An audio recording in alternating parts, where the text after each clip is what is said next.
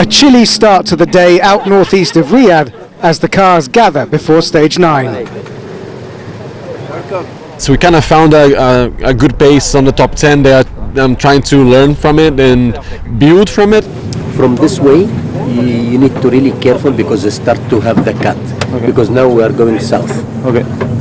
Speaking to Nasser, he says the dunes do this, the dunes do that. He knows everything. Not the stage, but the profile. Me, I know nothing at all. Every day, a lot of stress. Every day a new challenge. I'm taking it stage by stage.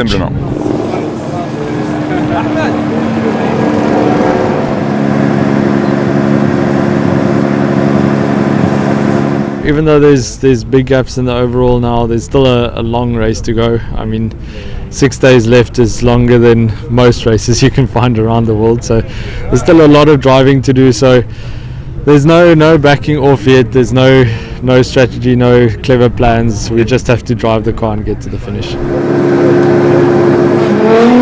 And off the South African sets in second overall on only his third Dakar. But the Toyota didn't get very far, stopped only 18 kilometres into the stage, and it looks more serious than a wheel change for a puncture.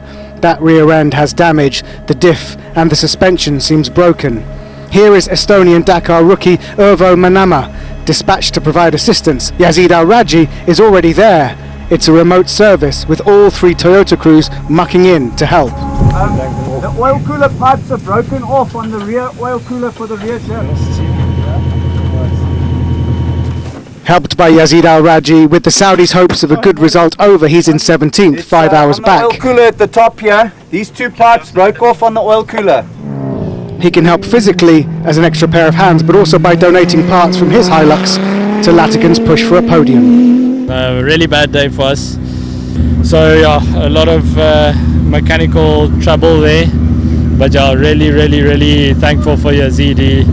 He's like I said, he's an amazing guy for stopping us and giving us his damper.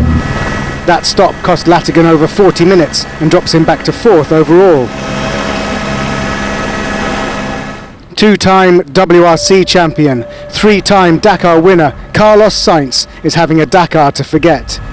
And things are about to get worse. The Audi crew had scarcely started the stage, clearly on a push, underestimating the speed he could take that dune. The RSQ e-tron on its roof. Thankfully, Lucas Kruth and Carlos are out and okay, but that was a heavy impact on the nose.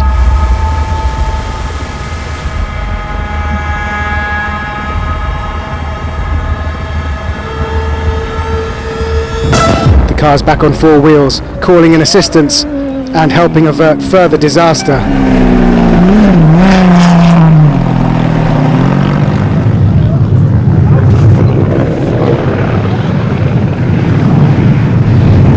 Okay, Carlos?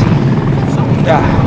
The right arm? No, just jump the dune and run it in the next one.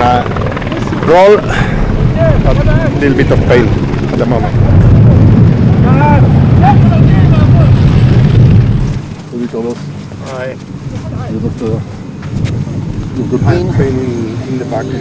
Once he was cleared by the doctors and the assistance truck had come to fix up the car, the Spanish crew bravely drove across the route to get to the bivouac under their own steam. Another trouble-free stage, though, for Mr. Consistency, Giniel de Villiers, who, with 19 consecutive Dakar finishes under his belt, is on target to break the record for most ever. 7th quickest today, remains solid in 5th overall, which would match his finish from last year. It's a shame that Kuba Pionski had a major setback on Puncture Day Stage 2, which has put him 7 hours back in 25th. Otherwise, his regular top 10 times would be putting the Polish ex-rider on track for a potential podium. Nonetheless, a good stage. 6th quickest, just over 8 minutes off the pace in his X-Raid Mini. Endurance racing legend Romain Dumas continues to have potentially his best Dakar yet, and unlike the Circuit de la Sarthe, there's no full course yellow when the track is wet, the Frenchman powers his Rebellion Racing Toyota through it.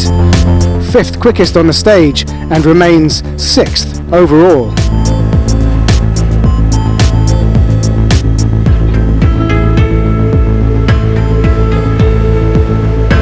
With Stefan Petterhansel out and Carlos Sainz taking another chunk of penalties today after the roll, the last Audi RSQ e-tron E2 in the game is this one, Matthias Ekstrom, exactly like last year.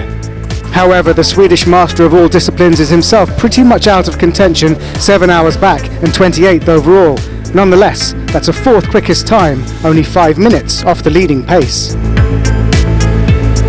On the rest day, Gerland Schischeritz was working with co-driver Alex Winnock to adjust his driver's seat position for a better view over the hood of his ProDrive Hunter to read the dunes better.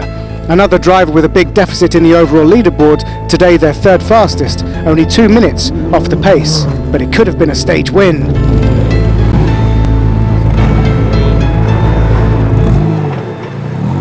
Complicated.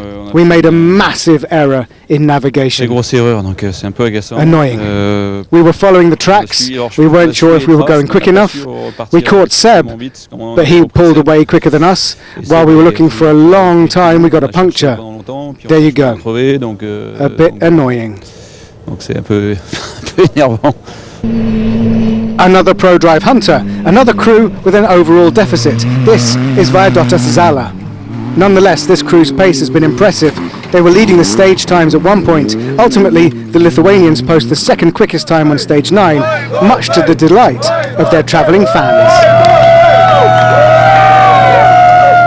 It was a fast and fun day, though at one point it was we were really scared because we had to cross massive rivers with a lot of water, and it seems like it was on the limit of getting stuck in the river.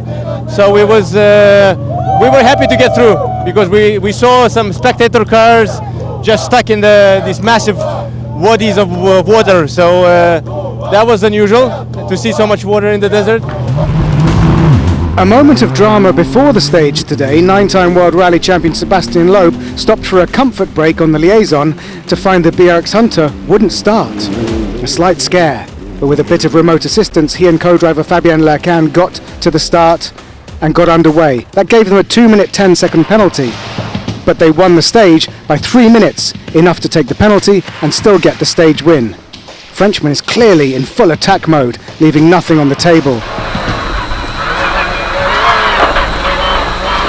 With Loeb starting late, NASA had to open the road for the cars on a stage clearly full of hazards and navigational tricks.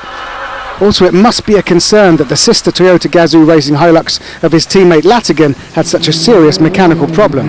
But with 5 stages to go, luck continues to be on NASA's side. And despite only finishing 8th quickest, 9 minutes off the pace, the overall lead has been extended to 1 hour 21 minutes. I'm quite happy, and we opened all the way, and it was not easy, a lot of water, and just we really take care, and I'm quite happy to be in the finish.